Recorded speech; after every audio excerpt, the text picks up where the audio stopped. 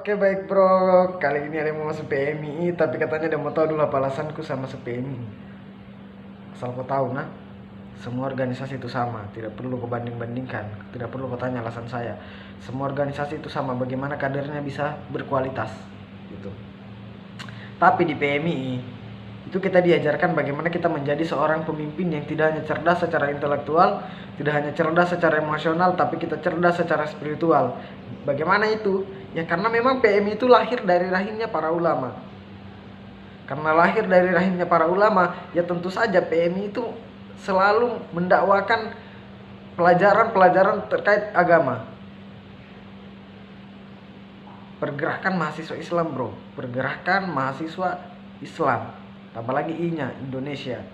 Jadi Islam Indonesia, berarti PMI itu dia mempertahankan kultur budaya yang ada, Islam keindonesiaan, bukan ke Islam kearaban begitu. Jadi kalau seperti katanya Bung Karno, kita boleh Islam tapi tidak harus menjadi Arab, kita boleh Hindu tapi tidak harus menjadi India, kita boleh Kristen tapi tidak harus menjadi Nasrani itu.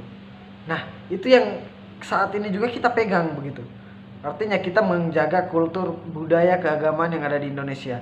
Ya, Islamnya kita seperti Islam Indonesia dan itu kami pertahankan. Misalkan mau sholat pakai sarung, mau sholat pakai ya celana levis nggak masalah, kan syaratnya tutup aurat bro. Jadi itu di PMI.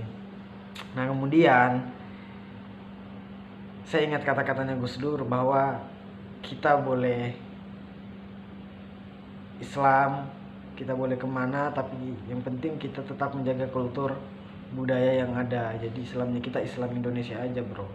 Jadi Islam Indonesia kan sudah jelas, kalau sholat pakai sarung, kemudian kalau misalkan ada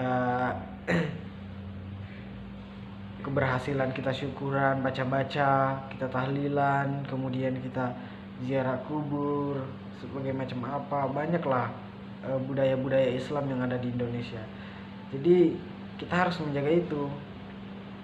Nah kalau misalkan perbedaannya PMI dengan organisasi lain, ya saya itu nggak tahu. Yang penting yang saya tahu itu PMI seperti itu.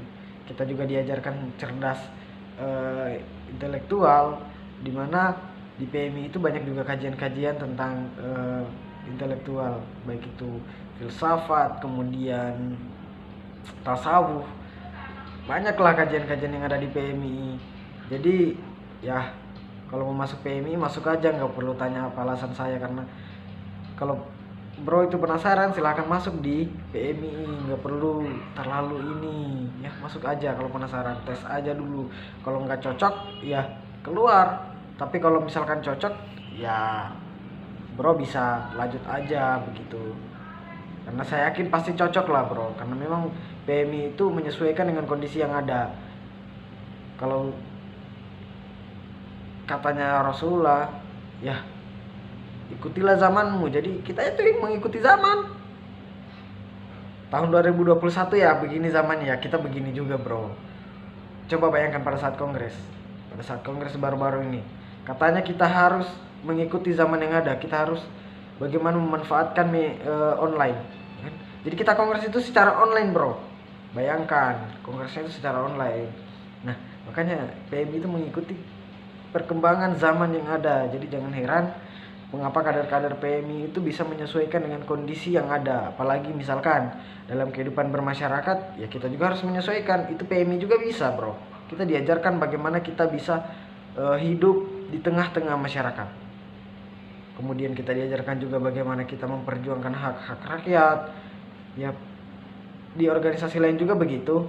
Tapi yang saya alami di PMI kan seperti begitu, dan saya akan ceritakan tentang PMI karena Anda bertanya mengapa saya memilih PMI. Ya alasan saya memilih PMI karena itu. Jadi buat bro yang katanya mau masuk PMI dan mau tahu alasan saya nggak mau tahu. Bro harus masuk PMI karena saya sudah sampaikan apa alasan saya masuk PMI. Oke bro.